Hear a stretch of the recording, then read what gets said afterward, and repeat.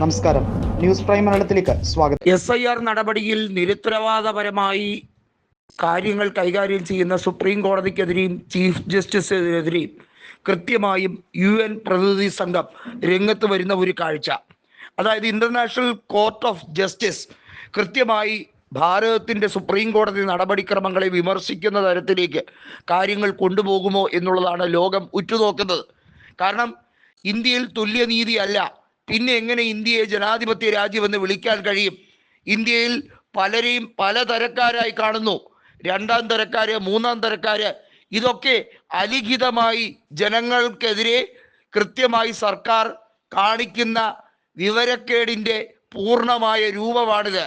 അതായത് ജാതീയമായി വംശീയമായി ചേരിതിരിവുണ്ടാക്കി ജനങ്ങളെ കൃത്യമായി തമ്മിലടിപ്പിക്കാൻ വേണ്ടി സർക്കാർ കൃത്യമായിട്ടുള്ള പദ്ധതികൾ ആവിഷ്കരിക്കുന്നു എന്ന് UN പ്രതിനിധി സംഘത്തിന് തന്നെ മനസ്സിലായിരിക്കുന്ന ഒരു സാഹചര്യമാണ്.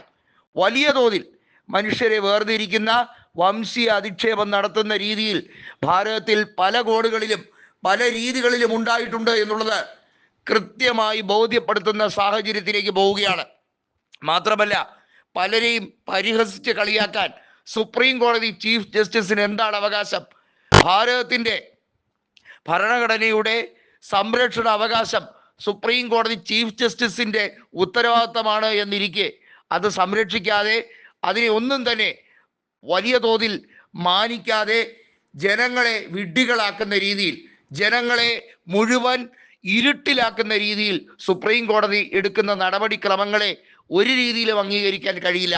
സുപ്രീം കോടതിയുടെ ബാർ അസോസിയേഷൻ അഭിഭാഷകൻ ആയിട്ടുള്ള, അതായത് അതിൻ്റെ പ്രസിഡന്റ് ആയിരിക്കുന്ന കപിൽ സിബൽ പറഞ്ഞിരിക്കുന്നത്, ഈ സുപ്രീം കോടതിയിൽ നിന്നും നമുക്ക് ആർക്കെങ്കിലും നീതി കിട്ടുമെന്ന് നിങ്ങൾ ആരും വിചാരിക്കേണ്ട. ഈ സുപ്രീം കോടതി കേന്ദ്ര സർക്കാരിൻ്റെ ഒരു സഹോദര സ്ഥാപനമായി വർക്ക് ചെയ്യുന്ന ഒരു രീതിയാണ്. കേന്ദ്ര സർക്കാർ പറയുന്നതിനപ്പുറത്തേക്ക് സുപ്രീം കോടതിയോ ഇവിടുത്തെ ജഡ്ജിമാരോ ഒരു രീതിയിലും പ്രവർത്തിക്കുന്നില്ല.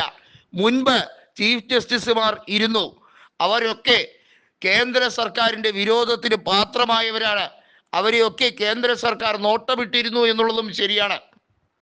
കേന്ദ്ര സർക്കാരിന് അനുകൂലമായി തീരുമാനമെടുക്കാൻ ഒരിക്കലും BR ഗവായിയോ സഞ്ജയ് ഖന്നയോ ഒരിക്കലും തന്നെ തയ്യാറായിരുന്നില്ല എന്നുള്ളതും കപിൽ സിബൽ വള്ളിപുള്ളി തെറ്റാതെ പറയുന്നു.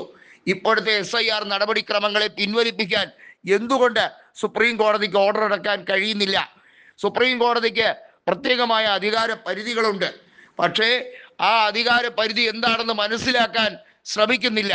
കാരണം കേന്ദ്ര സർക്കാരിന് വേണ്ടി കൃത്യമായി അനുസരണയോടെ നിൽക്കുന്ന റബ്ബർ സ്റ്റാമ്പ് പോലെ, രാഷ്ട്രപതിയെ പോലെ തന്നെ സുപ്രീം കോടതി രാഷ്ട്രപതിയുടെ പരമാധികാരത്തെ ചൊല്ലി മുൻപ് ചീഫ് ജസ്റ്റിസുമാരുമായി കൊമ്പ് കോർത്ത സാഹചര്യം നമ്മൾ എല്ലാവരും ഓർക്കേണ്ടതായുണ്ട്.